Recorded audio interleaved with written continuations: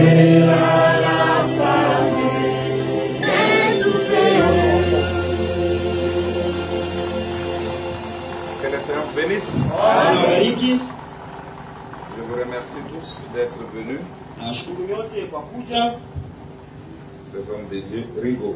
Watu wa Bwana wa Mungu. Tas. Ketas. Pamelo, etc. Mchungaji Pamelo na kadhalika. Bwana wabariki. Comme je disais, nous allons juste nous réchauffer. Sasa vile nilikuwa nasema tutatuchamusha tu. Ce sont des choses que vous connaissez. Ni vitu ambavyo mnavijua tu. Nous voulons juste insister. Tunapenda tu kusisitiza. Comme l'avait dit Pérégrine, Sasa vile Pérégrine alisemaka, nous n'avons pas de message particulier. hatuna ujumbe yetu ya kipekee. Et nous voulons insister sur ce qui a été dit. Lakini tunataka kusisitiza kwa ile ilisemeka. Pendant que nous sommes debout, nous allons lire dans Matthieu 25, Wakati tunasimama tutasoma Mathayo 25, le verset 13. mstari wa 13. Veillez donc, puisque vous ne savez ni le jour ni l'heure. Prions. Tuombe. Dieu notre Père, nous venons de lire ta parole. Tes enfants sont venus, Seigneur, ce n'est pas un jour de culte, mais parce qu'ils ont soif que nous puissions communier autour de ta parole, ils sont là. Ne les retourne pas vite, Seigneur. Ouais-nous, l'orateur, ceux qui écoutent, les auditeurs, que tous nous puissions être dans un même esprit. Ajoute quelque chose, Seigneur, à ce que nous connaissons. Et que personne d'entre nous ne reparte comme il est venu. Accorde-les dans le nom de Jésus-Christ. Amen. Amen.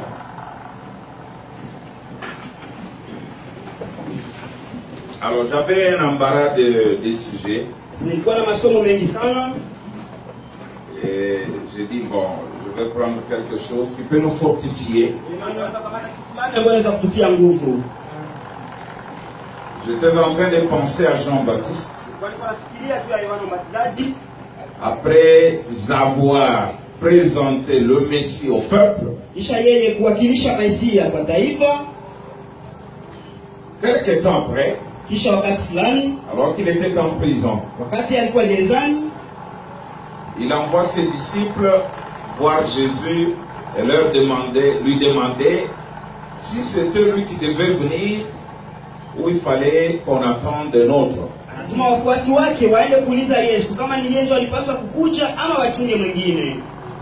Je ne sais pas si vous êtes arrivé de penser à ça. Lui, le précurseur, il présente aux gens, voici l'agneau de Dieu qui ôte le péché du monde. Suivez-le. Et les gens l'ont suivi. Il a continué à prêcher, Jésus aussi prêchait. Et après, il envoie ses disciples. Il demande-lui un peu. Est-ce vraiment lui? Ou il y a quelqu'un d'autre qui doit venir? Imaginez-vous ce que peut être la réaction de ceux-là qui l'avaient entendu présenter Jésus.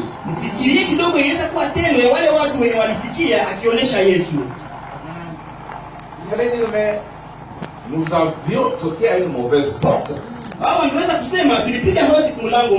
Lui en tant que lecteur de la parole, lui en tant que creuseur, il saura de qui il s'agit.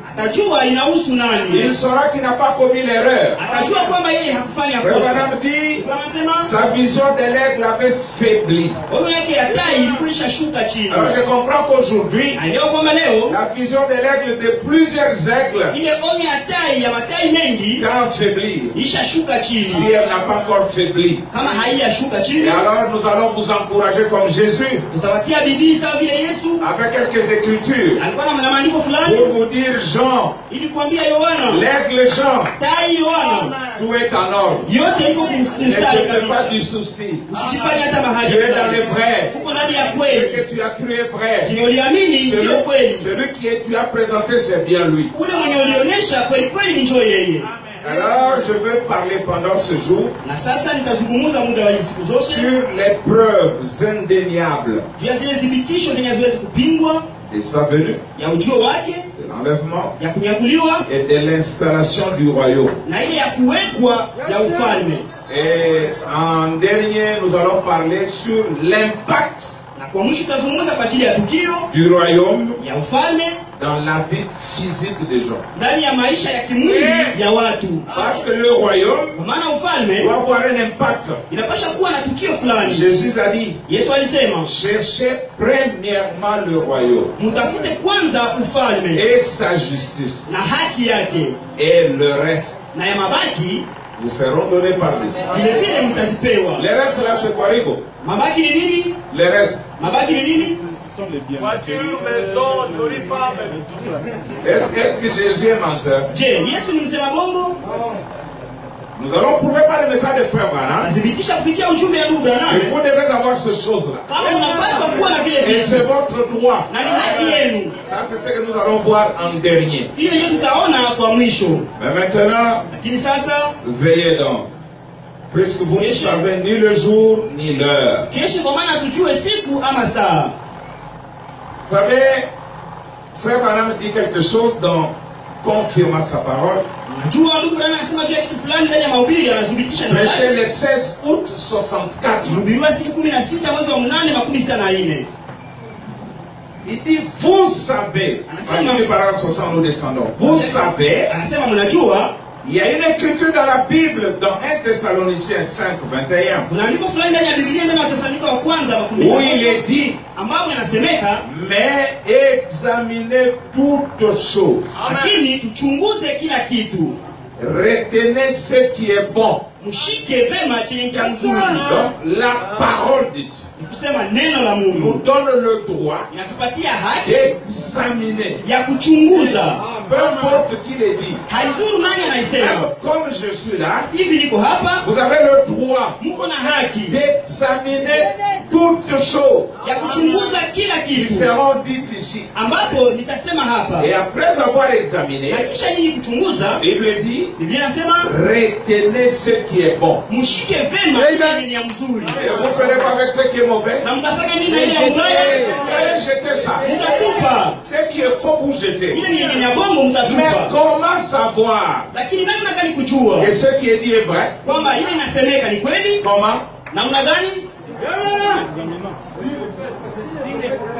Ah, c'est revenir Ni kusema ni à ce kurudi. que Branham a dit. Ni kurudi kwa ile Branham Si alisema. Branham a dit quelque chose, retenez cela seulement. Et s'il ne l'a pas dit, Lakini kama yeye hakuisema, jetez cela. mtupe nje. Il est dit, Anasema hivi, quand quelque chose est examiné, wakati kitu fulani inachunguzwa, cela s'avère soit juste, ile soit inaweza kuwa faux. kweli ama bongo. Et quand quelque chose est remis en question, Na kama kitu fulani inatiliwa kwa mashaka mengi, cela devrait être examiné ile nayo vile vile inapaswa kuchunguzwa jusqu'à ce que l'on découvre la vérité à ce sujet. mpaka wakati wanagundua kweli kwa ile somo. Branham examinait même ce que l'ange du Seigneur lui disait. Na mimi vile vile alikuwa anachunguza ni malaika wa Bwana niwaambie.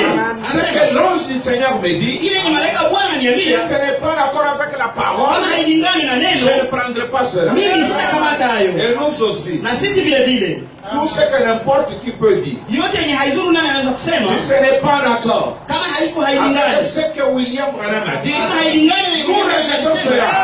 kupilia ile. C'est ce que Branham dit. Ndio kama ndugu Branham anasema, Dieu, quand il est venu dans l'âge d'Éphèse, Mungu wakati alikuja mkizazi ya Efeso, il les a félicités. aliwapatia Il urafiki. dit, vous avez Alisema muli sondé, mlichunguza, vous avez éprouvé mlipimwa, ceux qui se disent apôtres mlipima wale wanaitwa mitume, et qui ne le sont pas, wanajiita wa mitume et na que hawako vous hao, les avez trouvés menteurs. na mkawaona kwamba hao ni wasema uongo. Ça, c'est Dieu qui félicite l'âge de Ili ni l'Église. Mungu ndiye anashukuru kizazi ya Et kanisa. Branham dit, Branham anasema le croyant de Paul, waamini wa Paulo on regardait ce faux apôtre dans les yeux. waliangalia wale wa mitume wa uongo ndani ya macho Et ils ont dit, na wakasema, vous ne parlez pas comme Paul, nyinyi hamzungumzi Par conséquent, vous êtes faux. Kwa hiyo Mungu asemko wa Et bongo. aujourd'hui, Na leo pour que Dieu vous félicite, ili Mungu akupigie il sana. faut regarder les gens dans les yeux. Napaswa kuangalia watu Et macho leur dire, na kuambia vous ne parlez pas comme Branham. ninyi hamzungumzi kama Branham. Vous êtes faux.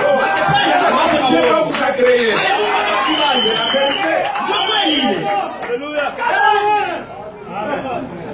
C'est ça l'Urim Tumim. Ile ndio Mungu inatumia. Amenez votre vision. Leta onyo Amenez lako. votre prophétie. Wangaleta unabii wako. Amenez votre révélation. Leta pia na ufunuo wako.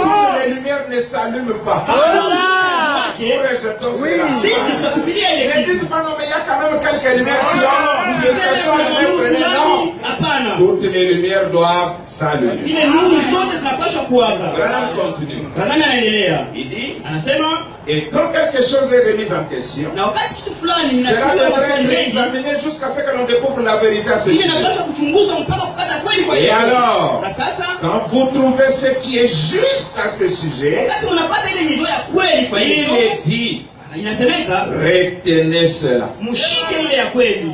Branham dit, en d'autres termes, Biblia inasema, ndugu Branham anasema kwa masemi nyingine, saisissez cela, mshike vema ile, ne lâchez pas cela, msiachilie tena. retenez cela. Mshike vema. En d'autres termes, Masemi nyingine il est en train d'expliquer, il est en d'autres termes, anasema tena tenez masemi nyingine, cela fortement de sorte que cela ne s'échappe point. mshike vema ile kitu, kunuka ile kitu siwahepe tena. Retenez ce qui est bon, Mshike ile ya kweli, après que cela s'est avéré juste. kisha ile kuonekana ya kweli. Et tout ce qui, écoutez, Est-ce que- et tout ce qui ne s'avère pas juste, Na yote ni haifanani kuwa ya kweli, lâchez-le. mwiache mwitupe. Aussi vite que possible. Mwitupe ile kisi na mwende mbali nayo. Ne vous accrochez jamais à ce qui est faux. Mimi msijifungamanie kamwe kwa ile Jamais. mbaya. Kamwe. Même si c'est mon mari qui l'a dit. Hata kama ni bwana yangu ndo Même si c'est anasema. ma femme qui l'a dit. Hata kama ni mke wangu ndo Même si c'est anasema. mon pasteur qui l'a Hata kama ni mchungaji wangu ndo anasema. dit. Les gens pensent que les pasteurs doivent être au-dessus de la parole. Wanapaswa kuwa juu ya neno. Si le pasteur dit quelque chose de faux, je rejette cela. Kama wachungaji wanasema kitu ya uongo, nakipilia ile. Ne vous accrochez jamais à ce qui est faux. Anasema usijifungamanie kamwe kwa ile iko ya bongo. Vous êtes prêts? Je me prépare. Madame dit, 61. Anasema Or, 11. il est possible Ijapokuwa yawezekana que des chrétiens fervents, Wakristo wa mashuhuri, de braves gens, wale watu wa shujaa s'attachent de fois à ce qui est faux, wakifungamanie mara moja kwa ile ya bongo, pensant que cela c'est juste. au wakifikiria kwamba ile kitu ni ya kweli. Parfois, Mara moja on s'attache à ce qui est faux. mtu anajifungamania kwa ile ya bongo, Pensant que c'est vrai. ukiwazia ndio ya Il dit, kweli. mais alors, Anasema sasa ces choses vile vitu doivent être examinées pour voir si elles sont justes ou fausses. vinapaswa kuchunguzwa ili tuone kama ni vya kweli ama vya uongo, Et c'est notre devoir à nous tous. na ni haki yetu sisi wote, Puisque nous attendons à aller au ciel quand Jésus viendra. maana tunajingojelea kwenda mbinguni wakati Yesu atakuja. Et Non. il est du devoir du ministre, Na ni jukumu ya kila mtu, quand une question est soulevée, wakati swali fulani inaletwa, d'élucider cela. ya kuonesha ile swali vizuri, Et puis de prouver cela devant les gens na kisha kudhibitisha ile mbele ya watu afin qu'ils puissent comprendre. ili watu waelewe. Pas un ministre fainéant. Hapana mhuduma Une question se pose dans la parole, kitu fulani najiweka ndani ya il neno, croise les bras. anafunga yeye Branham mikono. dit non. Il est du devoir du ministre. Ni haki ya Quand Mungu. une question est soulevée, d'élucider cela, Wakati swali fulani naamka ndani et ya puis fulani, de prouver, yeye aifasirie na kisha prouver aithibitishe, cela devant les gens, aithibitishe mbele ya watu afin qu'ils puissent comprendre. ili watu waelewe, Car personne ne désire être trouvé dans l'erreur, kwa maana hakuna mwenye anapendaka ajikute mwenye s'approchant makosa ce qui est faux. akijifungamania kwa ile ya bongo. Nous avons donc une écriture. Tuko na andiko, maana tuko na andiko, Et Jésus a dit, Ah, Yesu toutes alisema. les écritures doivent s'accomplir. andiko zote zinapaswa kutimia. Une écriture qui nous dit Andiko ambalo que tuambia nous devons examiner toutes choses. kwamba tunapaswa kuchunguza kila Ensuite, kitu na kisha retenez fortement kushika ou vema retenez fermement. ama kushika na uhakika, Agrippez-vous à la chose kujifungamania et ne kukitu lâchez pas cela. na usiachilie ile kitu, Retenez fermement ce qui est bon. uishike kwa hakika ile ya kweli. Il dit, je me souviens avoir appris quelque chose à l'école. Anasema mimi nakumbuka nilijifunzaga kitu fulani kwa Et beaucoup masomo, d'entre vous ont appris la même chose. na watu fulani katikati yenu walijifunzaga ile Après kitu. que vous avez résolu un problème, problème. kisha kuleta suluhisho kushida Et fulani, que vous y avez trouvé la réponse. na kisha mlishapata jibu ama Vous suluhisho, pouvez prendre la réponse unaweza kukamata ile jibu et la prouver par le problème. na kuidhibitisha kupitia ile shida. Ça, ce ne sont pas Branham. Ile ni ya mchuzi Branham. Vous avez un problème, Kuna shida fulani, vous trouvez la réponse. unapata jibu. Et maintenant, vous trouvez la réponse. Vous prenez la réponse, Ukishapata unakamata vous jibu, prouvez par le problème. unaidhibitisha kupitia ile Donc, shida. on dit preuve par. Wengine wanasema kudhibitisha mwa ile kenda. Et le croyant du message, Waamini wa ujumbe ils ne veulent pas faire ça. hao hawapendi kufanya hivi. Ils sont tellement mous, Hao wanakuwa wapole sana, walegevu, wakaidi sana. seulement ce qui est dit leur importe. Ile inasemekana nje la Ils wauzi. n'ont pas le temps d'être comme les Béréens Hao hawana wakati ya kukosa qui vile avaient wao sondé les Écritures. ambao walichunguzaka maandiko. Pourquoi on vous a donné les bandes? Kwa nini walopatia kama kanda? Pourquoi vous avez les brochures? Kwa nini mko na C'est mavitabu? pour vérifier Nili mchunguze tout ce qui est dit. yote nasemeka mle ndani. Maintenant, il dit, Sasa nasema après que vous avez résolu un problème kisha kusuluhisha et shida que vous fulani, avez trouvé la réponse, kisha kupata jibu, vous pouvez prendre la réponse unaweza kamata jibu et la prouver par le na problème. kuidhibitisha kupitia ile Il shida. dit, combien ont déjà fait cela? Anauliza wangapi walisha kufanya ile kitu? Vous tous, bien entendu. Nyie wote mnasikia Alors vizuri. vous n'avez donc pas vous faire des soucis Kusema pour hakuna kufikia savoir haja si ili mjue, votre réponse est correcte ou pas. ili mjue kama jibu yenu ni ya mzuri ama La ya mubaya. solution au problème a été prouvée par le problème. Suluhisho ya shida isha kudhibitisha kupitia shida. Par conséquent, Kwa hiyo vous savez que vous avez la bonne réponse. unajua kwamba Mungu na ile jibu ya kweli. Si chacune de vos réponses qui figurent sur votre ardoise ou sur votre feuille a été prouvée, le problème prouvé, la réponse prouvée par le problème, alors vous l'avez trouvé. Kama kile jibu ni kubao wenu ama karatasi hiyo inadhibitisha kama ile jibu solution ni ya kweli, pale mwisha kuidhibitisha. Et si vous faites votre travail soigneusement, Na kama unafanya kazi yako mzuri sana, correctement, sana, et tel qu'il devait être fait, sawa vile ingeweza et que la kufanyika, réponse que vous avez trouvée a été prouvée, na jibu lipata ishathibitishwa, vous pouvez vous asseoir pale unaweza kuketi et vous reposer avec l'assurance na kupumzika na uhakika et yote, vous recevez une note excellente sur cette feuille. na utapata alama ya mzuri sana kwa ile karatasi. Quand le prof va prendre votre papier, Wakati il mwalimu va atakamata dire karatasi 10 yote, sur 10. atasema 10 juu ya 10. Avant qu'il ne corrige, vous êtes paisible. Mbele ile hata Vous avez haya l'assurance uko na uhakika que ce que j'ai est vrai. yenye niko nayo ni ya C'est ce que kweli. nous allons faire ce soir. Il Tutafanya dit, leo jioni. Anasema sur cette feuille de papier que vous avez remise, car cela a été prouvé par le problème. maana ile ishadhibitishwa na shida. Eh bien, il y a aussi un vieux proverbe qui dit, Kuna nyingine msemo ambaye anasema prouve-le moi et je le croirai. mimi nipime nitaiamini. Ça, c'est très bon. Thibitishie nitaiamini. Prouve-le moi Thibitishie et je hayo le croirai. na mimi nitaiamini.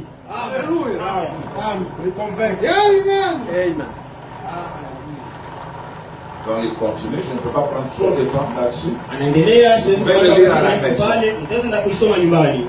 Mes frères, Ndugu zangu, Dieu a envoyé William Branham. Mungu alituma William Branham. Branham est né en avril Branham alizaliwa mwezi wa 4 1909. 1119 Très na bien. kenda. Okay. Plus 40, Ongeza kwa 40 nous sommes tunapata en 1949. 1400 na kenda. 1949. 1949 kuongeza kwa tena 40 Ça fait inakuwa 1989. 1989 na kenda. 1989 1989 na plus kenda 40, kuongeza kwa tena 40 ça fera itakuwa ngapi? Nous allons prendre 11. Ça fera 2000, Itakuwa 2000 2029, c'est ça? 2029, sivyo? Regardez, depuis la venue, Mwangalie tangu ujio, la naissance de deux personnes, tangu kuzaliwa ya watu wawili. en 1909, vous le savez, Ya mwana na kenda mnajua. il y a Branham qui est né, Na Branham ambaye alizaliwa, il y a Jésus qui est né. na Yesu ambaye La colonne de alizaliwa. feu. Nguzo ya moto.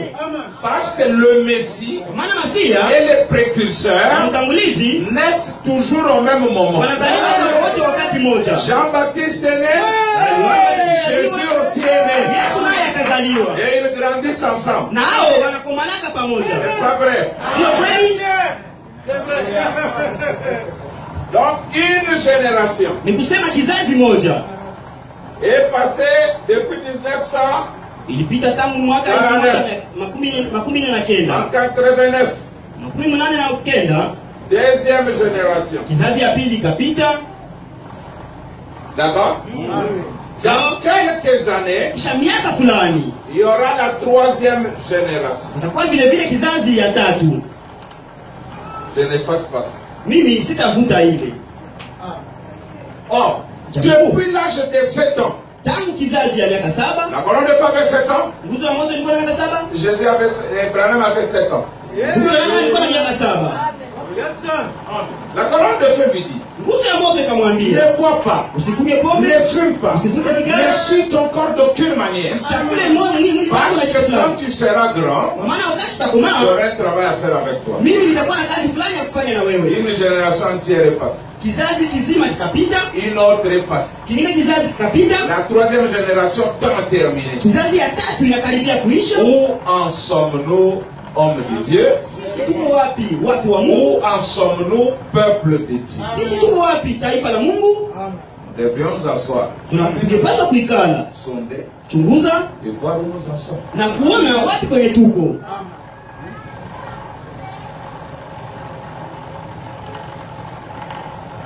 Qu'est-ce que la colonne de feu a dit à Branham? Nini nguzo ya moto iliambia Branham? Là, nous sommes en 33. Pale tuko mwaka 13. 1933. 1333. La colonne de feu est apparue visiblement. Nguzo ya moto ikaonekana kwa macho.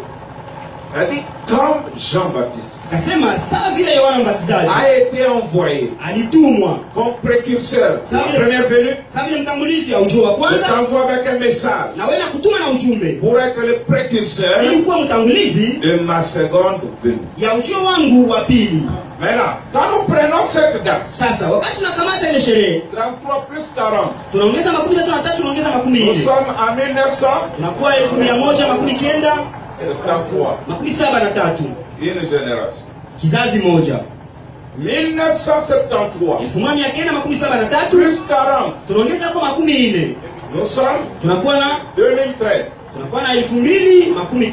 2013. Deuxième génération terminée. Kizazi ya tatu inaisha, 2013 ya pili inaisha. 2013 tunaongeza kwa 14, nous sommes à 2053. tunakuwa Que ce soit 2013. avec les deux tableaux, Swali, muona hizi mbao mbili, 2 générations sont déjà écoulées. vizazi mbili vilishaisha. Vrai ou faux?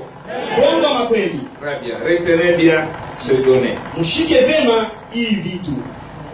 Que nous prenions 1909, Kamate mwaka que nous prenions 1933, kamata 13 vile vile, nous sommes dans la troisième génération. sisi tunakuwa mkizazi ya tatu.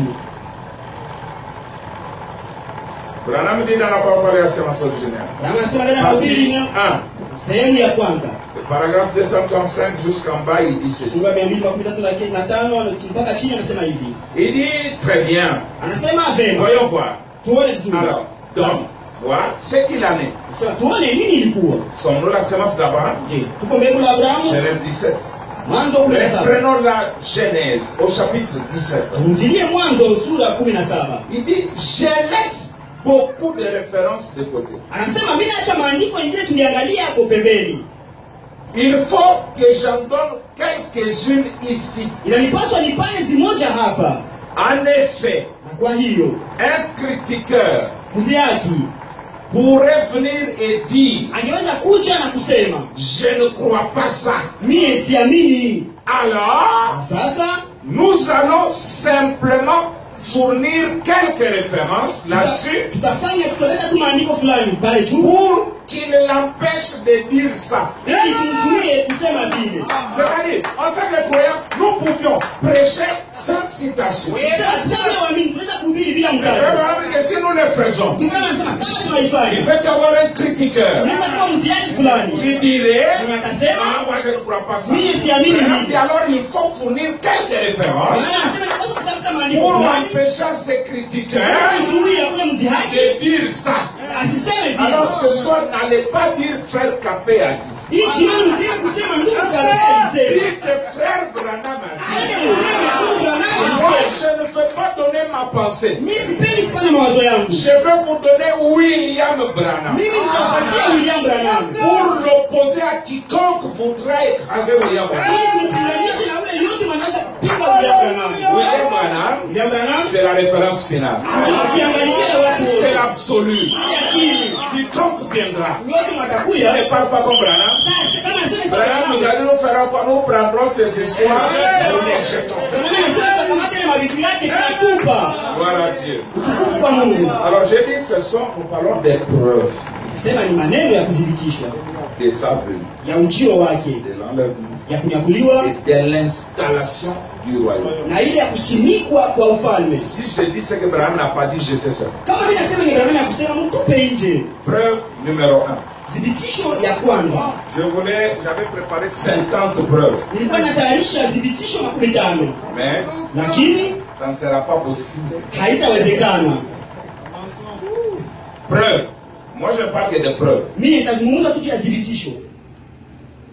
Gloire à Dieu. Utukufu kwa Mungu. Ça dérange le groupe? Inasumbua. Ah, ça me faisait du bien de bruit. Hein? Bon, voilà. Allons-y. Twende. Preuve numéro 1. Thibitisho namba 1. Soyez patient avec moi. Wavumilivu na mimi. Peut-être que vous ne croyez pas, Saa zimoya mais écoutez utaamini quand même. lakini msikie tu. Vous écoutez à la fin, si ce n'est pas ça, vous dites, ah, ce n'est pas ça. Msikie na kama kumwisho haiko mnasema haiko vile. Prenons la première preuve Tukamate thibitisho la kwanza que Jésus est venu. kwamba Yesu alishakuja. Et maintenant, vous pouvez aussi changer ça à votre manière. Na wewe unaweza kubadilisha ile na namna yako. Il n'est pas venu. Kama Nous kusema allons kwamba plus haya faire parler frère Branham. tutasemea sana ndugu Branham. Dieu soit béni. Mungu abarikiwe. Branham dit, Branham anasema nous sommes dans Exposé, page, chapitre 9, tuko page maelezo 318. kenda karatasi ya 318. Il parle du messager de Laodicée. Anasema kwa ajili ya mjumbe wa Laodikia. Il ne sera pas populaire. Anasema hata kwa wakavumu. Mais néanmoins, Lakini si il sera confirmé par Dieu. yeye atathibitishwa na Mungu.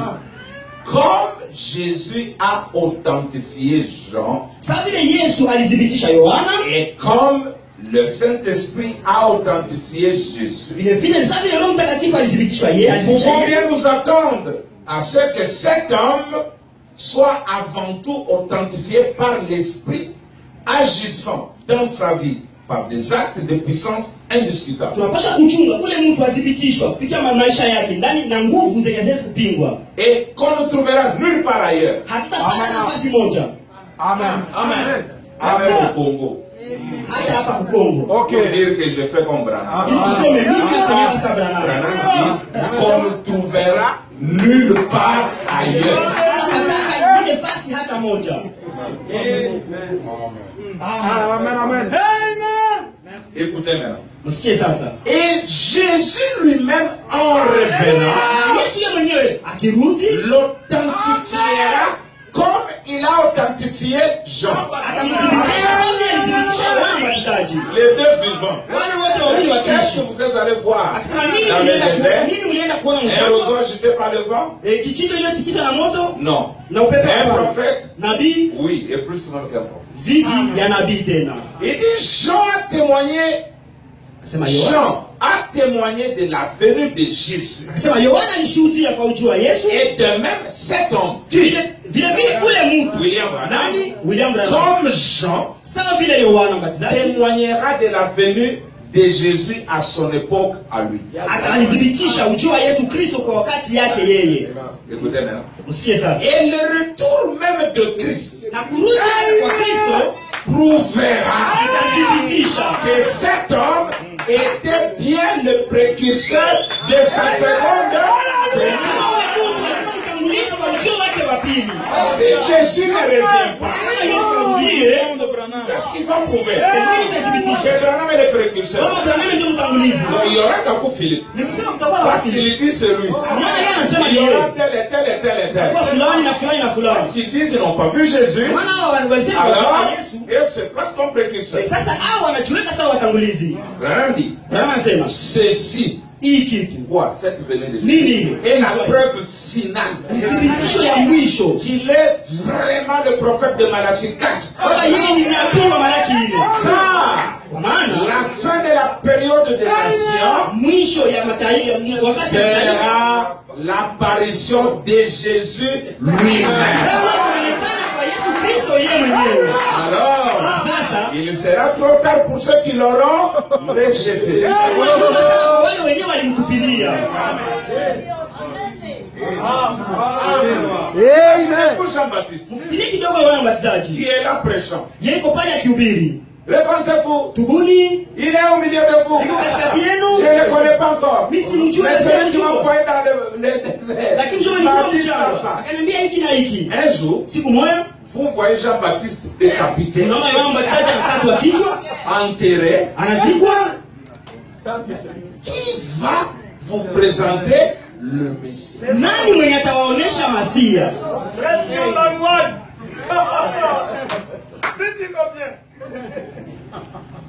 Qui?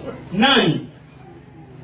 Où est Eliezer Elezera yuko wapi? qui amène Rebecca? Ambaye analeta Rebeka. Arrivé quelque part, Eliezer dit, bon, débrouille-toi, Rebecca. Elezera anasema Rebeka. Jamais. Sasa ule Oh! bwana.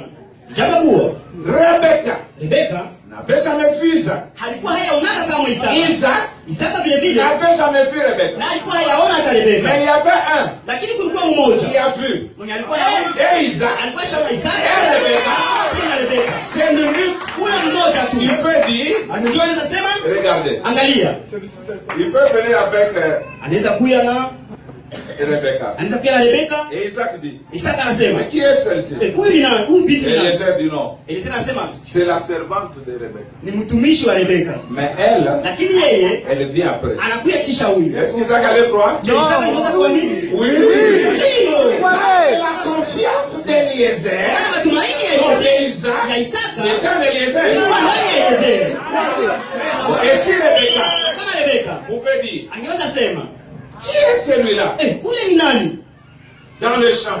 Ule mshamba. Eliezer dit, Eliezer anasema non, hapana. ça c'est les neveux ou les domestiques ou les neveux Ule ni d'Abraham. mfanyakazi ama mtani wa Abrahamu. Isaac, Isaka nous allons le trouver dans le château. tutamkuta mnyumba kule. Est-ce que Rebecca le croit? Je ndio. Parce qu'elle n'avait jamais vu Isaac. Kwa maana yeye hakuwahi kuona Isaka. C'est son, écoutez, son espoir, Matumaini yake, sa foi, imani yake se reposait uniquement ilikuwa inajiweka tu dans Eliezer. ndani ya Eliezer. Uniquement dans William Branham. Iko tu ndani ya William Branham. Jua nini? Parce que William Branham Maana William Branham nous connaît, nous Rebecca. anatujua sisi Et Rebeka William na Branham William Branham connaît Jésus. anajua Yesu Colonne de feu qu'il a envoyé. ambaye ni Mungu. C'est lui seul Yeye mwenyewe qui tu peut jouer l'intermédiaire. anaweza kucheza ile mpatanishi. Frère, s'il part, Ndugu, kama naenda sans que nous voyions Isaac, bila sisi kuona Isaka rentrons dans les bons. kwa ulimwengu Alors, gloire.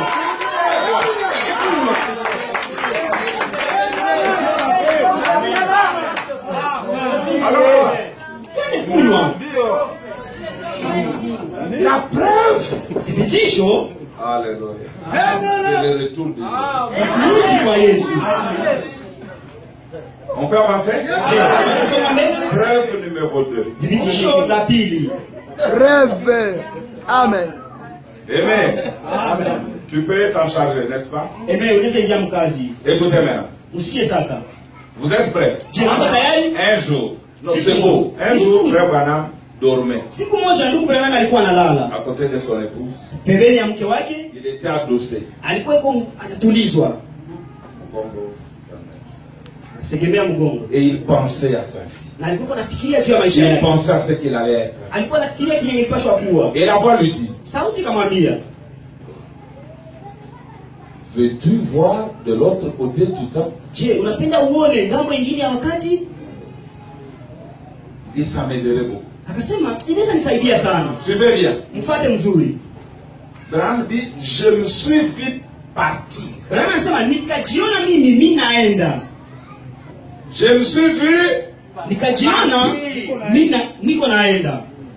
Regardez. Angalieni. Quand il est parti, Wakati alienda, il y avait un Branham sur le lit. kulikuwa Branham mmoja pale kitanda. Mais un autre Branham de l'autre côté. Lakini wengine Branham ngambo ingine. Ça, on va le voir demain. Pale ile kitu tutaona kesho. Branham dit, Kwa maana Branham quand anasema vous avez le Saint-Esprit, wakati mko na Roho Mtakatifu, vous êtes un être double. mtu maradufu. Un de la terre Mmoja wapa pour duniani mourir kwa ajili ya kufa et un autre na mwingine du ciel wa mbinguni pour juu vivre. ya kuishi. Et Jésus a dit, Na Yesu alisema les deux qui seront dans le lit, wawili watakapokuwa ndani, je prendrai un, watakamata mmoja, je laisserai l'autre. utaacha mwingine. Les deux qui sont dans le champ, Wawili watakuwa shambani, les deux qui sont moulés. wengine watakuwa kwa Pourquoi sasa. seulement deux? Kwa nini wawili Dans le champ, ndani ya shamba? vous pouvez trouver deux, trois, quatre, Wawili cinq. tano. Il a pris un Branham, Akakamata Branham il a mmoja, laissé un autre Branham. akaacha mwingine. Maintenant, ce qui m'intéresse, moi, Yenye mimi inanihusu sana, c'est la scène du ciel. ile mchezo ilipitikana mbinguni. Branham a commencé à discuter avec eux. Branham akaanza kubishana Il naye. dit, mais où est Jésus? Akasema Yesu Il iko dit, wapi? non, tu ne peux pas le voir. Akasema bakamwambia hawezi Il est un muona. peu plus haut. Yeye iko juu sana. Parce qu'il était dans la 6e dimension. Maana yeye alikuwa mkiwango cha Et sita. Jésus était dans la 7e dimension. Na Yesu yeye alikuwa ndani ya kiwango cha saba. Maintenant, Sasa il dit, non, tu dois rentrer. akasema bakamwambia unapaswa Parce que tu urudie. dois travailler. Kwa maana wewe unapaswa kutumika. Il ne voulait pas rentrer Yeye hakuwa anapenda arudie. dans ce vieux corps de pestiféré. Mwa ile mwili ya mbaya sana kwa Ce ajili. corps Ile mwili, qu'on donne tant de valeur. ile mwili unaipatia thamani Alors kubwa. que ce n'est qu'une pourriture. Ijapokuwa ni kiozo tu. Branham, c'est une maison de pestiférés. Branham anasema ni Un nyumba ya Nazareth. mbaya ya mchafu. Si vous n'avez pas seulement brossé les dents 2 jours, la bouche sent. Kama unaupisha mswaki mara siku mbili mkinywa kile Si inaanza vous ne roho. vous êtes pas lavé, Kama ukunawa personne ne peut supporter votre odeur. hakuna manza shikilia ile harufu yako. Même votre nourriture que vous avez mangée, quand vous la déféquez, vous ne voulez même pas voir ça. Hata ile chakula yako yenye ulikula kama unaenda kuinyama haupendaki hata kuiona. Branham me dit voilà, Branham anasema ona sa sasa valeur, thamani yake c'est 80 cents. 0,8 dollars. Pas même $1. haiko hata dolari moja.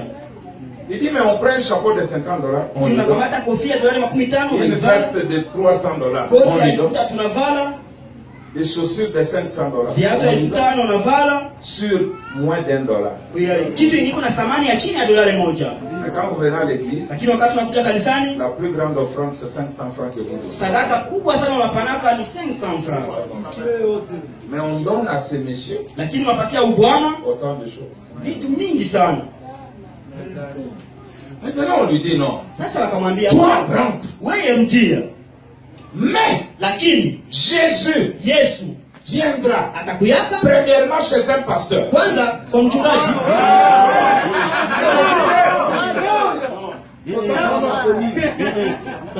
Donc, vous êtes des vrais bérayants. Applaudissez pour vous. Merci Pigia mikono. beaucoup. Asante sana. Écoutez, Sikie, la scène que je vous donne, c'est la scène du ciel. mchezo niko nawapatia ni ya mbinguni. La scène, le tableau que je vous peins, Ubao ambao niko nawachapia c'est le tableau du ciel. ni ubao ya mbinguni. Là où on ne se trompe pas. Kule kwenye watu hawezi Là jidanganya. où il n'y a que bonté. Pale kwenye mko wema tu. On lui dit, Anamwambia retourne sur la terre. rudia kudunia. Jésus Yesu viendra premièrement.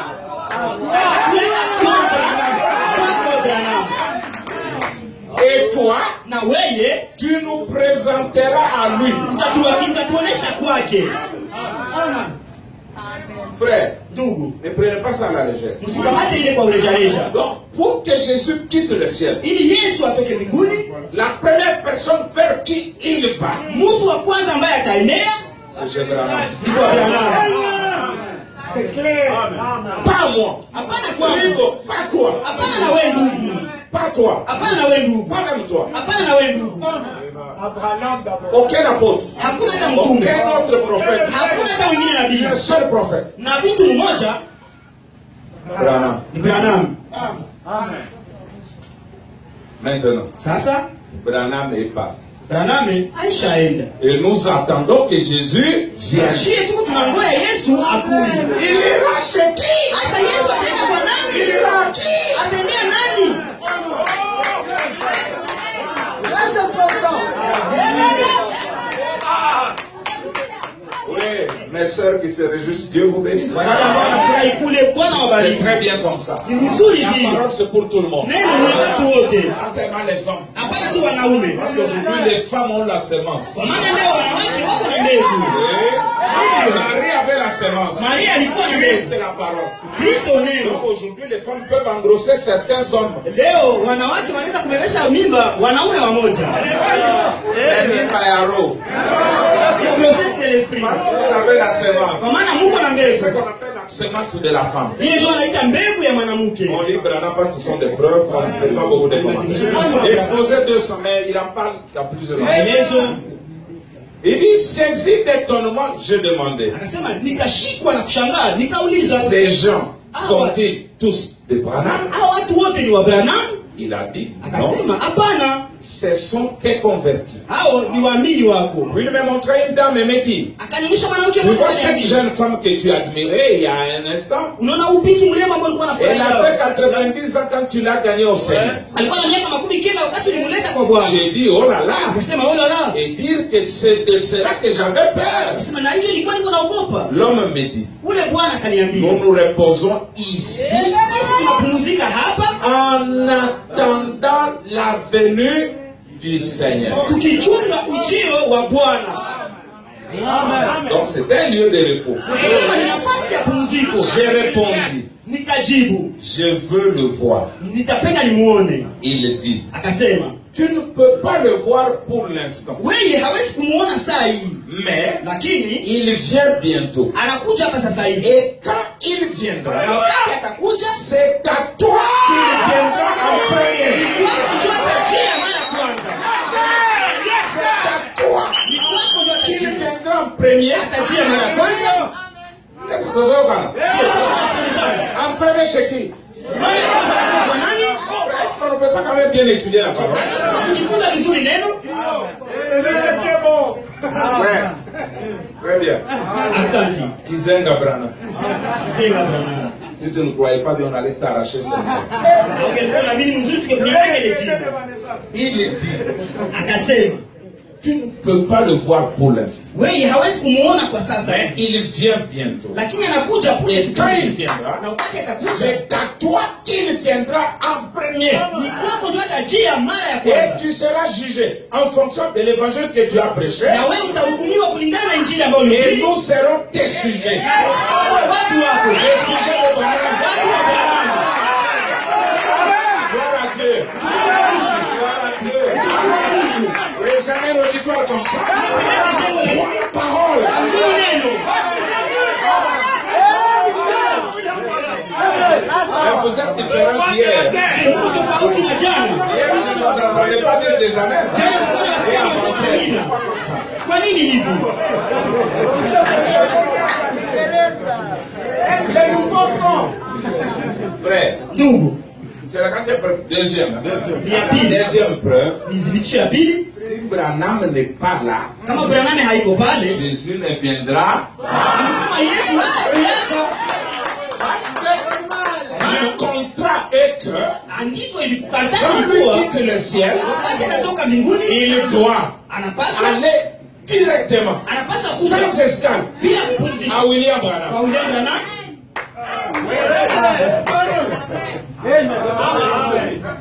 Je vous ai donné ça, non? Je vous ai exposé 200. On peut passer? Je, unaweza kupita Troisième preuve. thibitisho la tatu.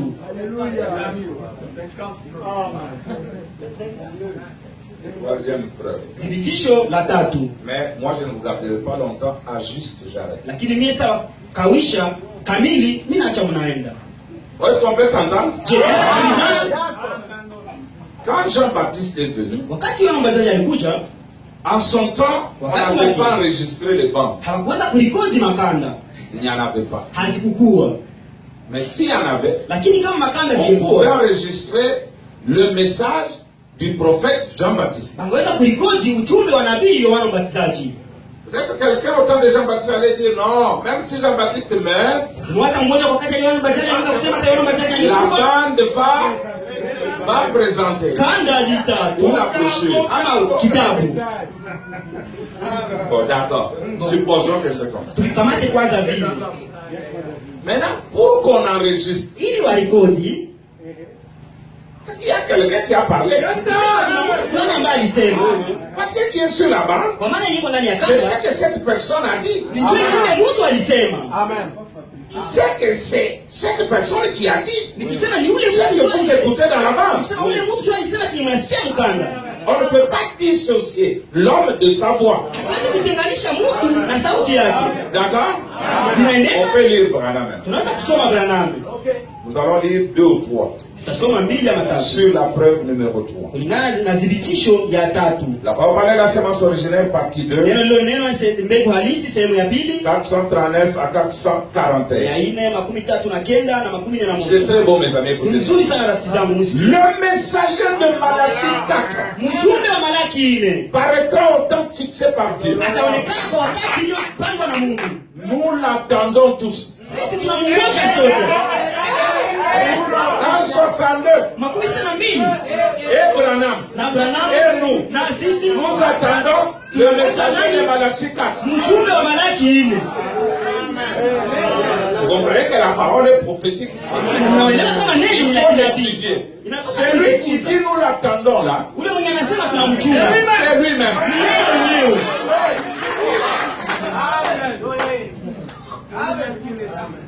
Les incrédules pouvaient le pouvoir. Wasioamini wanaweza kusema Vous tunaona me sasa. disiez que celui, le prophète de Malachie Ni 4, unaniambia ni yeye ndio nabii wa vous Malaki avez 4. entendu lui-même dire Niye pekee mnasikia anatoka kusema nous l'attendons. tunamngoja. Et quand en 62, Mwaka gani? 62. laissez vos histoires. Tuache ni mahadisi yenu. N'aime rien. Lakini ule wa kujifunza neno Il s'assoit. anaikala Il dit anasema hapana. le messager ne se pointe jamais lui-même. Yeye mwenyewe. Mais pour le connaître, Lakini ili mtu amjue, je dois voir les caractéristiques ninapaswa kuona matabia fulani, de Élie de Malachie 4. matabia fulani za Elia wa Malaki 4. On l'appellera misogyne. Batamuita asiyependa mwanamke. Il sera ceci. C'est là. Batamuita hivi na Je kadhalika. vois ces choses s'accomplir dans celui-même qui parle. Lakini Dans kama hivi celui. zinatimia Mungu wako anasema maana ni yeye. Je vous dis, frère, Nawaambia ndugu, il n'y a nulle part hakuna nafasi où vous moja. trouverez Branham dire Kwenye mtakuta Branham anasema, c'est moi le prophète de Malachie. ni mimi nabii wa Malaki 4. C'est moi. Ni mimi. Hapana. C'est vous Ni qui devez tirer vos conclusions. ndio tunapaswa kutosha vifungo Il dit vyetu. ceci. Sasa nasema hivi. C'est selon sa parole. Ni kulingana na neno Ce lake. sera, et nous croyons qu'il viendra. Tunaamini kama C'est selon sa atakuja. parole. Ni kulingana na neno lake. Ce sera au temps de la fin. Itakuwa ni wakati wa mwisho. Écoutez, Msikie sasa. c'est donc maintenant l'heure de voir cela. Ni kusema ni sasa wakati ya kuona ile kitu. Nous l'attendons. Il viendra. Tunamngoja atakuja. Mais c'est maintenant Lakini ni sasa. l'heure de voir cela. Wakati ya kuona ile kitu. Il sera parfaitement consacré à la parole. Yeye atakuwa anawekwa wafu kwa neno. Comme ils l'ont toujours été. Sasa vile anakuwa Témoigner la parole de Dieu neno la et Mungu confirmer. na kudhibitisha. Dieu Mungu confirmera ce qu'il prêche. Et ce qu'il prêche est la vérité. atathibitisha kwamba teniko na ubiri ni Comme il kweli. avait fait dans le cas d'Élie. Sasa vile alifanyika En wakati ya effet, Elia. il s'agit d'Élie. Na kwa hiyo inahusu Il Elia. vient faire le préparatif pour l'enlèvement de la montagne de Sion. Anakuja kufanya matayarisho ili kwa kunyakuliwa kwa mlima wa Sinai. Jésus a dit que dans les derniers jours, ce serait comme du temps de Lot. Yesu anasema kwa wakati ya mwisho kwa sababu vile wakati wa Lutu. Écoutez, sans prédication, Msikie sera mahubiri revêtu de l'esprit et de force, tavaa roho na nguvu. étant bien aligné sur la parole. Ikijiweka kumstari kwa neno. Ça, c'est pour vous, ministres. Ile ni kwenu wahudumu. À cause de tout ce qu'on aura fait passer pour la vérité, Juu ya ile yote ni watu walisha kupitisha kwa ajili ya kweli. beaucoup Watu wengi. ne comprendront pas ce messager véritable. Watu wengi hawataeleweka ule nabii wa kweli.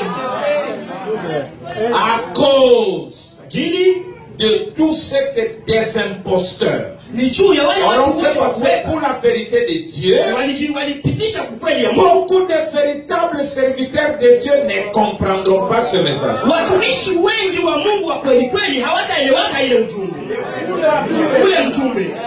Jamais.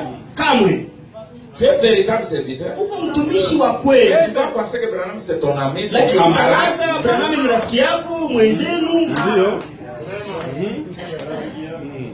Vous êtes prêts? Il dit ainsi les prophéties du temps de la fin se répéteront. Comme les premiers précurseurs est sorti du désert et s'est écrié, voici l'agneau de Dieu. D'abord, ce que je dis ici, c'était dans la dictée. C'est Dieu qui lui dictait. Ça, c'est pas Branham. C'est prends ta plume. C'est Dieu qui lui dicte. Que personne n'ose même pas rejeter ça. Écoutez maintenant. Comme les premiers précurseurs sont sortis du désert et s'est écrié, voici l'agneau de Dieu. Le second précurseur fera probablement la même chose. En dirigeant les gens vers une épouse née de la parole. L'épouse de Christ. Il va diriger les gens vers une épouse née de la parole. Nous allons voir celui qui vient.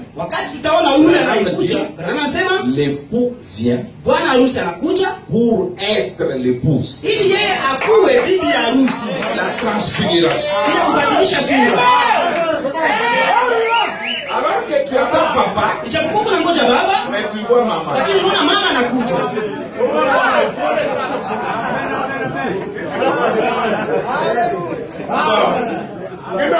Merci beaucoup. Alors ici, l'époux de Christ sera dirigé vers les champs d'apparition de Dieu.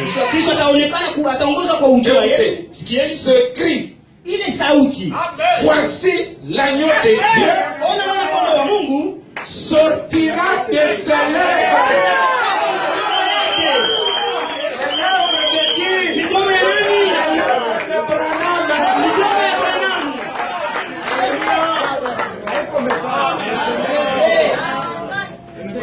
Les lèvres de Branham doivent baliser.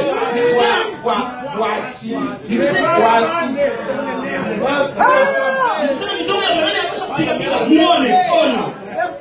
Maintenant, Branham est parti, toi tu n'as pas vu les lèvres. Tu as échoué à rapide. Branham dit que Dieu nous aide. Être prêt pour cet événement qui est proche. Il faut mieux que je m'arrête juste ici. Parce que c'est sérieux.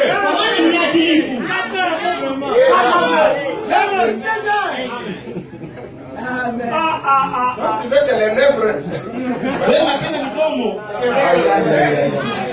Les lèvres ici.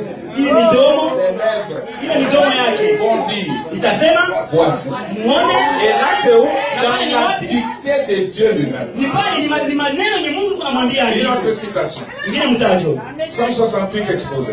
Et beaucoup ne le comprendront pas. Parce qu'on leur a enseigné les Écritures d'une certaine façon.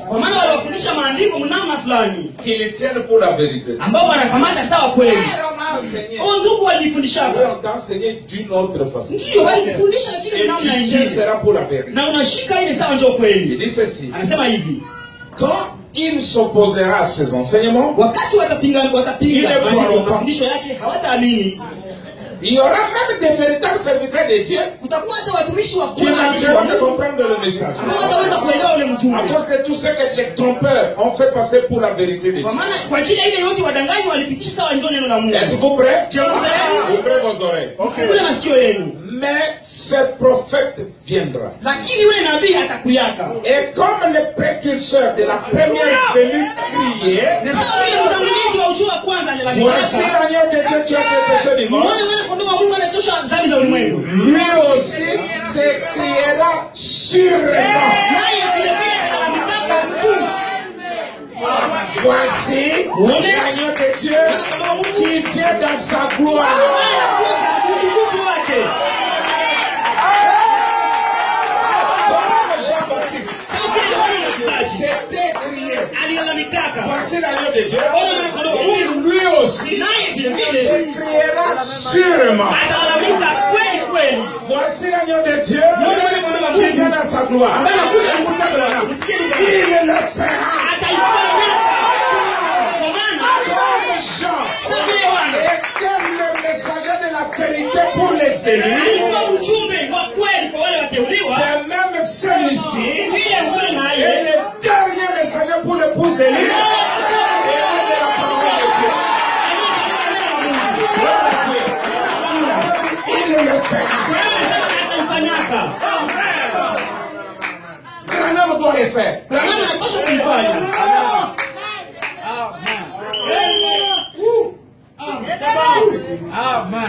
Bon. Une autre citation dans la même preuve. Ingine mtajo mwa ile thibitisho ya tatu.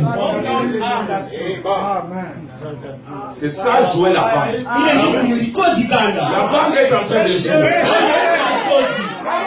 Nous avons joué play. Kishapiga ile ya kucheza. Jouer.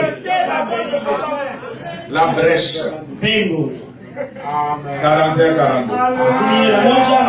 11 mpaka 13. Nous allons voir. Utaona Que Dieu nous aide. Mungu Et atusaidie. une fois Na mara moja que les choses sont brisées mihuri zilipovunjwa et que le mystère est révélé, na siri zinafunuliwa, c'est là que l'ange descend. ni pale ndio malaika anashuka. Le messager, Mjumbe Christ. Kristo Une fois que les choses sont wakati mara moja kwa mihuri qui pose son pied sur la terre ambaye anatia mguu wake kuudongo et sur la mer. na kubahari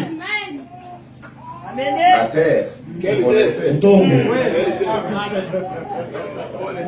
Écoutez maintenant. Msikie sasa.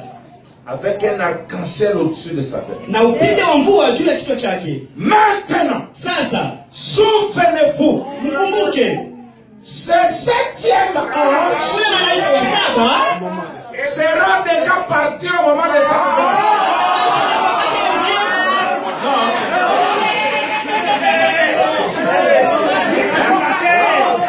Je vais jouer la bande. kanda mbaya Je vais couper la bande. kanda Rejouons la bande. kucheza tena kanda. Maintenant, Sasa souvenez-vous, kumbukeni ce septième ange ule malaika wa saba est sur la terre au moment de cette venue. kuhudumia kwa kabla ya ujio. Écoutez, Sikieni, tout comme Jean sawa vile Yohana donnait son message, alikuwa anapana ujumbe en wake même temps que le Messie est venu à l'époque, wakati wote ule Bwana alikuja kweli wakati. Jean savait qu'il le verrait Yohana alikuwa anajua kama atamuona. parce qu'il devait le présenter. Kwa maana Yohana alipaswa kumuonesha Et watu. nous comprenons bien, Tunaelewa vizuri d'après les Écritures, kulingana na maandiko dans Malachie 4, ndani ya Malaki 4 qu'il doit en venir un kwa maana kwamba kunapaswa kuja mmoja différent de Jean. tofauti na Yohana.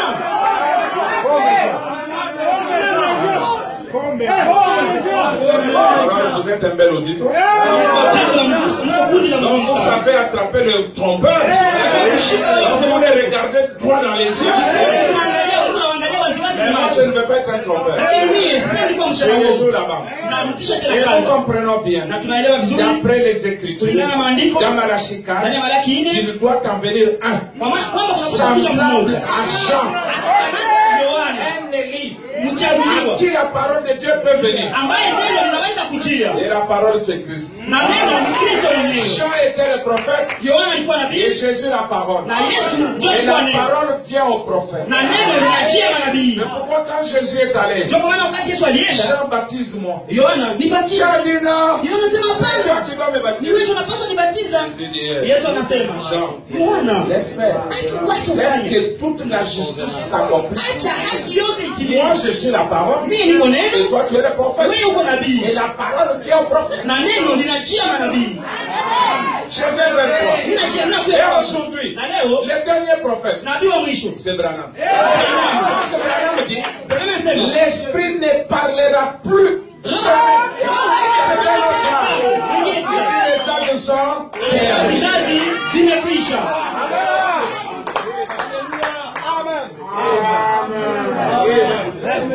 C'est lui Ni yeye. qui doit révéler par le Saint-Esprit tous les mystères. Kufunua kupitia Roho Mtakatifu Et siri zote. amener la foi des enfants à la foi des pères Na enfants. kurudisha imani ya watoto Et kubaba d'abord, sawa tous les walikuwa. mystères qui avaient été sondés au cours des années de dénomination. Na siri zote zilikuwa zinachunguzwa wakati ya miaka ya wazee. Na kadhalika. C'est Branham qui parle ou c'est Capé? Ibrahimu chuma anazungumza ni kapi. Si vous dites que c'est faux, Kama mnasema ni bongo. vous dites que Branham est faux. Maana mnasema Branham ni bongo naye vile vile. C'est vrai. Numéro 4. Thibitisho la 4. Preuve numéro 4. Thibitisho la 4. La preuve numéro 4, Thibitisho la 4 c'est que lui, Branham, ukisema yeye Branham est le messager du 7e sceau. ndio mjumbe wa muhuri wa 7. Qu'est-ce que le 7e sceau? Je, muhuri wa 7 ni nini? Parce que quand on l'a ouvert, il y a eu un silence. Kwa maana wakati walifungula kimya ikawa. Et c'est quoi? Lakini ni nini? On va voir ça. Tutaona hiyo. Merci Jésus. Et Apocalypse 10 Na Ufunuo 10 et le 7e sceau, c'est la même chose. na muhuri wa Amen. 7 ni kitu kimoja. Amen. Amen. Or, dans Apocalypse 10, le 7e ange est sur la terre au moment de cette venue. Malaika wa 7 yuko Or, dunia kwa Apocalypse wakati 10, Ufunuo c'est 10 le 7e sceau. ni muhuri wa Et 7 le 7e sceau na muhuri wa 7 ramène Jésus sur la terre, analeta Yesu kudunia. pas dans les airs, Hapana angani, sur la terre. kudunia. Faites des trompettes. Karamu ya barakumu. 264, Kifungo 294 295. Branham dit, Branham anasema, regardez, angalieni. je veux dire encore une chose. Nataka tena kusema kitu moja. Soyez attentifs là. Mwa waangalifu pale. Ne manquez pas ceci. Msikose hii kitu nataka kusema. C'est vraiment saisissant. Ni kitu ya kushika. Du message du 7e ange, Ujumbe wa malaika wa 7 entre parenthèses, katikati ya le messager du 7e sceau. ujumbe wa muhuri wa 7 Dans Apocalypse 10, ndani ya Ufunuo 10 ce qui était le 7e sceau. ambayo ilikuwa muhuri wa 7. Amen. C'est vraiment passé. Jusqu'au 7 trompette. Entre ces démons. Branham tape une fois dans ses mains. Na anapika limoja wa mikono yake. Dieu, Anasema Mungu, comment le dire pour que les gens le voient? namna gani niseme ili watu waielewe? Comment Namna gani? je peux le dire Namna gani naweza pour que kusema les gens le voient? ili watu waione mzuri? Je suis, moi, Branham, le messager du 7e sceau. Mimi Branham niko mchumbe wa muhuri wa Et dans 7. le 7e sceau, il dit que c'est ce qui m'a intrigué toute la vie. Ndipo nasema muhuri wa 7 ndio nilishangaza maisha yake. Muhuri wa 7 Qui est son sceau? ambao ni muhuri wake. Et pourquoi quand Branham est entré dans la constellation, Ndio kwa maana wakati ndugu Branham aliingia kwenye muundo wa nyota, les anges, akasema malaika wote bon, ça va, c'était bien, mais Inaendeka ilikuwa mzuri mais lakini le 7e, lakini ule wa 7 c'est lui qui a le plus d'importance pour moi. ndio alikuwa na umuhimu sana kwangu. C'est lui qui détenait le 7e sceau. Anasema ndio alikuwa na shida ya muhuri wa 7. Il dit, Anasema il faisait les ailes comme ça. alikuwa anapika mabawa hivi, anapika mabawa Il hivi, dit, il bombait les alikuwa tombes. anarudisha kifua. Il dit, voyez-vous, Anasema mnaona le message du 7e ange, très impressionnant. ujumbe wa malaika wa 7 ya kushangaza sana. Il dit, Anasema et il a volé directement vers moi. anasema na akarukia ngambo yao, Or ça, ijapokuwa ile c'est ce 7e sceau. njoo ile muhuri wa 7. Merci Seigneur. Amen. Amen. Le messager du 7e sceau, Nikisema mjumbe wa muhuri wa 7 il part, anaenda il n'accomplit pas sa mission. hatimize kazi yake, Et toi, tu continues à rester dans le message. na wewe uko mungali unabakia mujumbe. Moi, je pars. Mimi naenda.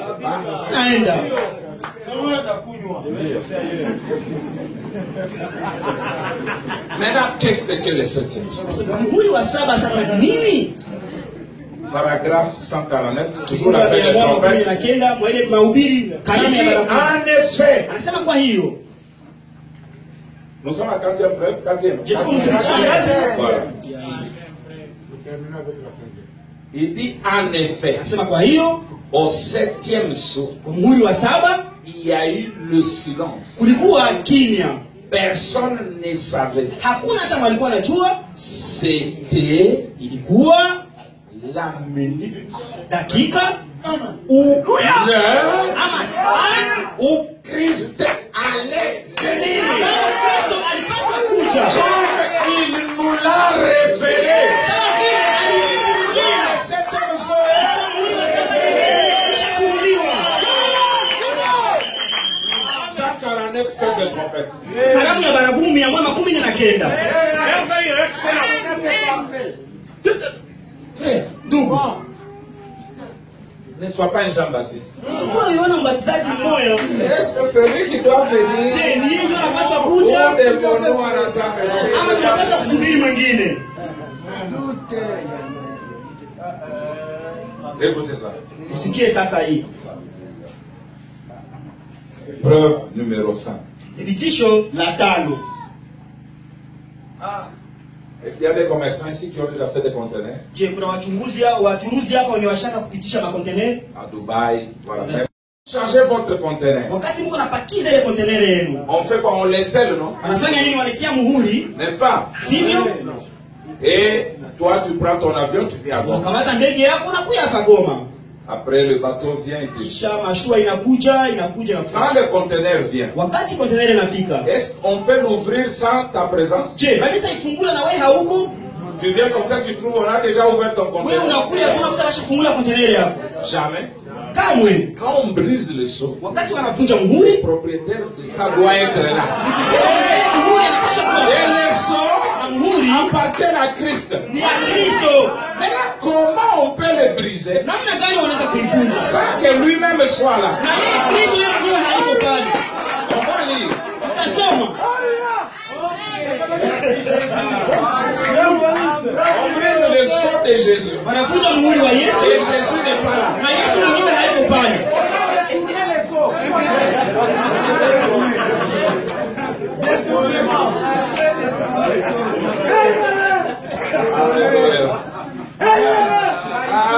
Écoutez même. Musikie sasa. D'abord, le seau, c'est quoi? Kwanza muhuri ni nini? Est-ce que vous croyez qu'on a brisé le seau? Je, vunja muhuri. Le seau, c'est quoi? Sasa muhuri ni nini? On peut dire? Unaweza kusoma C'est le lever du soleil. kunamuka kwa jua.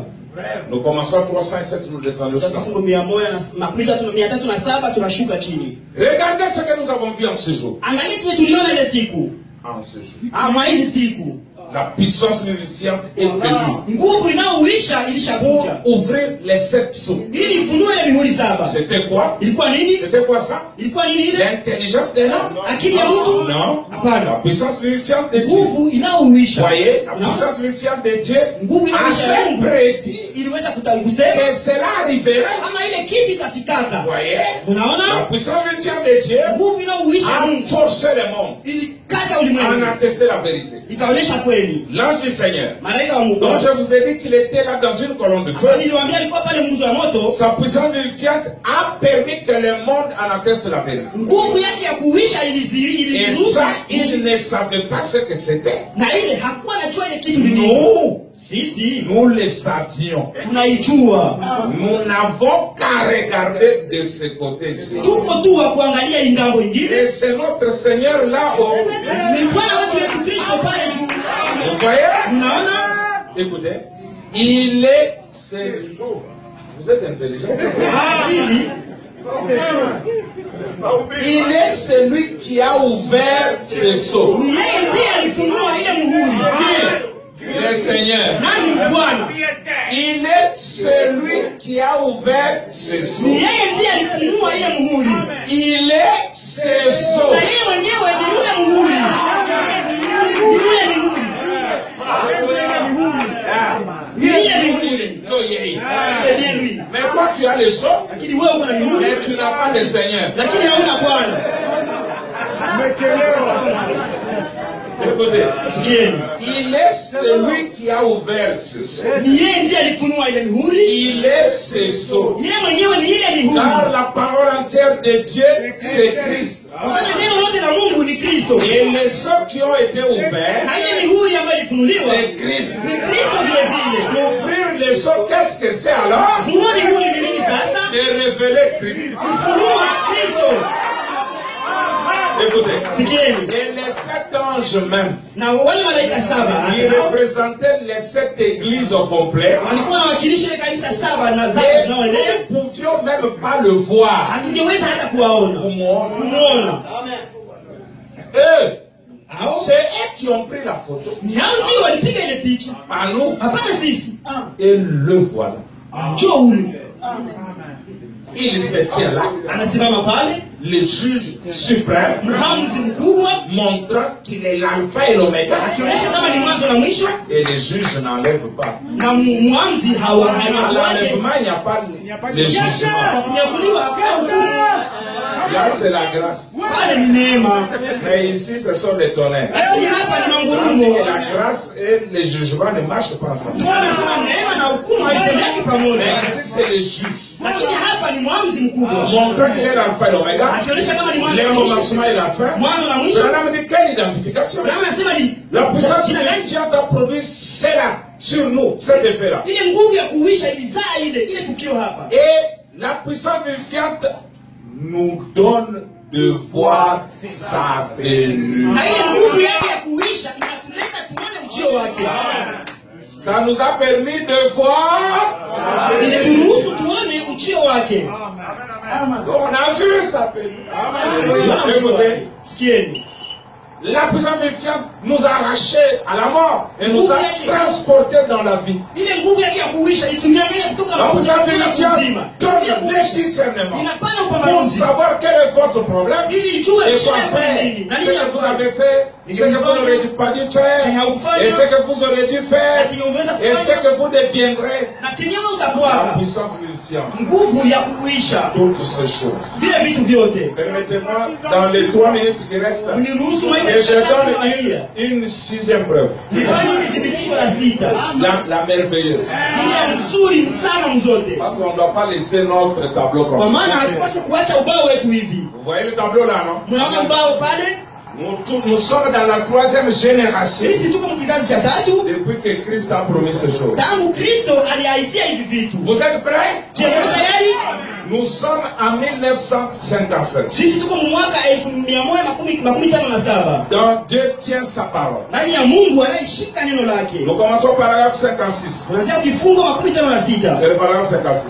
Ni kifungo Si vous 56. aimez Branham, écoutez ça. Kama unapenda Branham msikie hii. Vous aimez le message. Kama unapenda ujumbe. Et alors, Na sasa que nous regardons autour de nous. tuangalie kando kando yetu. Et alors que nous regardons autour de nous, Na sasa tuangalie kando kando yetu. hapa tuko naangalia. Hapa tuko naangalia kando kando yetu. Et que nous voyons ces grands signes en mouvement. Na tuone ile alama kubwa iko Et nafanya au cours movement. des réunions de réveil que nous aurons prochainement, Kwa ile mikutano ya mwamsho tutakuwa nazo sasa si hivi. Dieu le veut, Kama Mungu je anapenda. voudrais retourner jusque dans la Genèse Nilipenda kurudia hata mpaka et mwanzo. faire ressortir ces grands points saillants comme quoi Na kutosha zile nukta za nous msingi. sommes à la fin.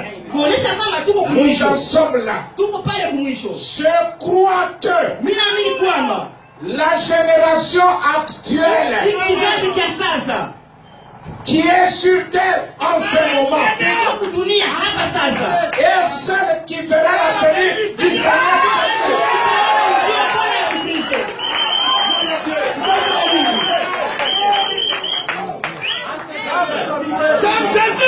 La génération continue. Tuendelee.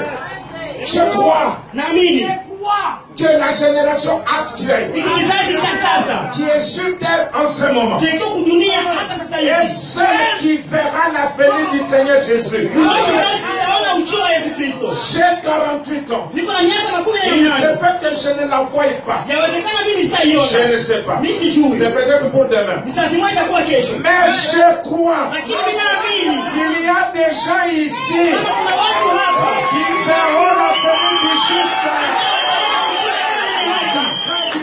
mwisho wa wakati Gloire à Dieu. utukufu wa Mungu. je crois Na mimi naamini que la plupart d'entre nous, kama watu wengi katikati yetu surtout ceux qui sont dans cette église ce matin, asubuhi ya leo ne mourront jamais de vieillesse.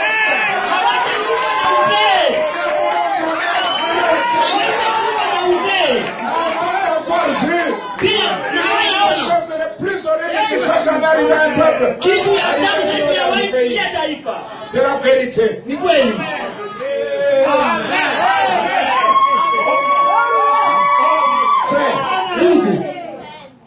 C'est vrai. Qui n'est plus vieux depuis ce temps-là? Et Collins, qui était un jeune, il est déjà vieux. Billy Branham vieux. Tous vieux.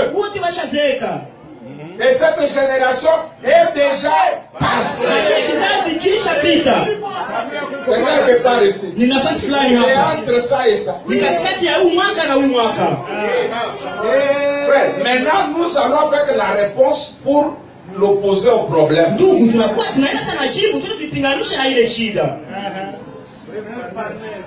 Oui, preuve par 9. Frère, je vous verrouille à ces choses pour que personne n'ose les enlever de vous. Vous avez établi 50 preuves. 50 autres même à ouvrir. La parole n'est que preuve, c'est preuve. Frère, sœur, que la grâce de Dieu soit sur vous. Branham dit, je crois que la génération actuelle qui est sur terre en ce moment est celle qui verra la bénédiction. On ne se joue pas d'un prophète, encore de la trempe de Branham. Un homme qui est dans les deux mondes au même moment. Il est venu pas faire des aventures.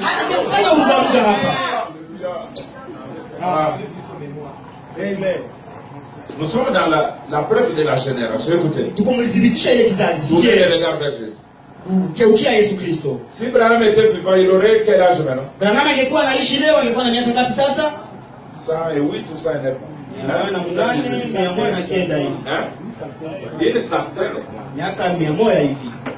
Une centaine d'années, c'était un vieux ou un jeune?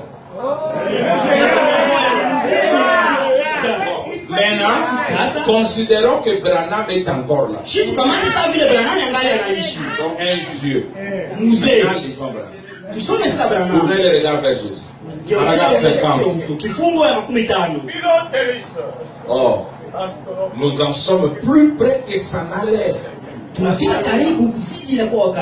Je ne sais pas quand. Mais c'est très très proche. Je suis peut-être en train de bâtir une plateforme pour quelqu'un d'autre, que quelqu'un d'autre monte dessus. Et les gens sont en train déjà de monter, très nombreux. Or, Branham était le précurseur d'un. Jésus. Alors il dit, je serai peut-être repris avant ce moment-là. Je ne sais pas. Et ce moment-là, ce sera peut-être la semaine prochaine. Le moment où le Saint-Esprit viendra avec et ramènera Jésus-Christ. Il viendra peut-être la semaine prochaine. Il peut encore venir ce soir. Je ne sais pas quand il viendra. Ça, il ne nous le dit pas. Mais je crois vraiment que nous en sommes si près que je ne mourrai pas de vieillesse. Bien que j'ai 54 ans, je ne mourrai pas de vieillesse avant sa venue.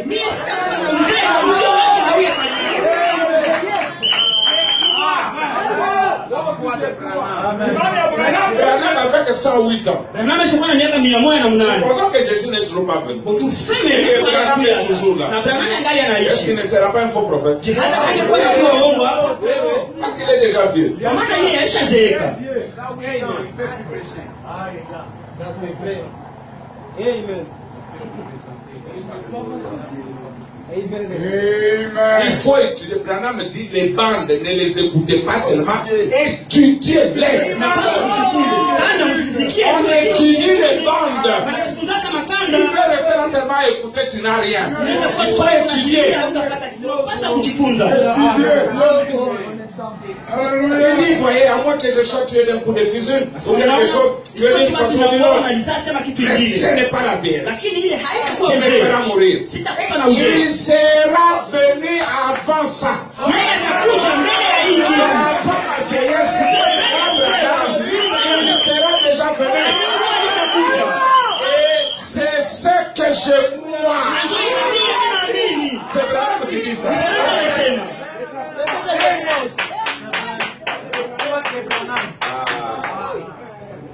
C'est trop, c'est trop. Mingi sana. Bon. Est-ce que vous promettez que demain vous serez là? Je vous continue avec les preuves. Avant que le Seigneur vous bénisse.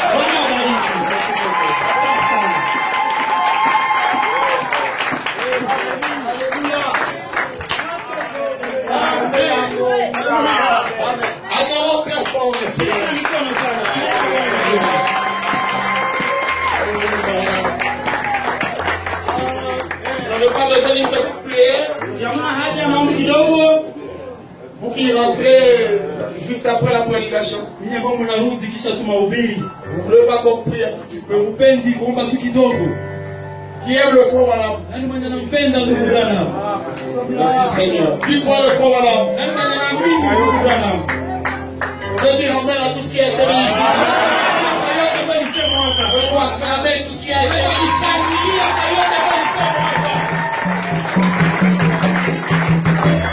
Que personne ne vous déboulonne de là.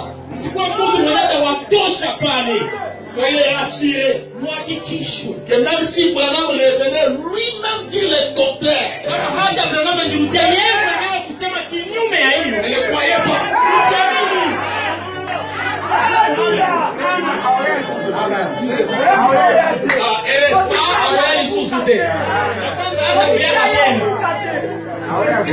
Merci Seigneur.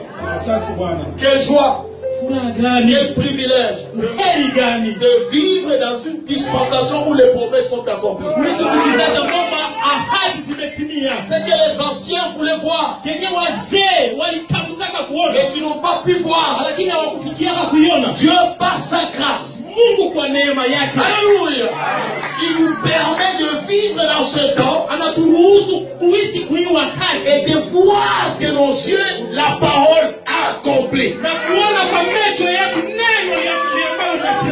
nous devions être heureux, combien nous devions nous considérer comme étant des privilégiés du Seigneur et vivre à la hauteur des promesses accomplies.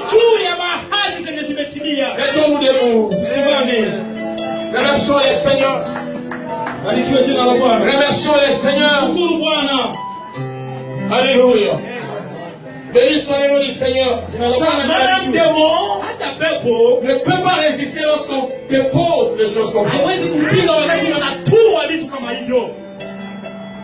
Parce qu'il n'y a qu'un Dieu qui peut croire à toutes ces prophéties. Il faut que vous ayez la nature de Dieu lui-même pour croire à tout ce qui a été prêché ici. Et nous le croyons. Nous aimons cela. Et nous vivons en conséquence. Alléluia. Élevons nos mains. Le nom de Jésus est si doux.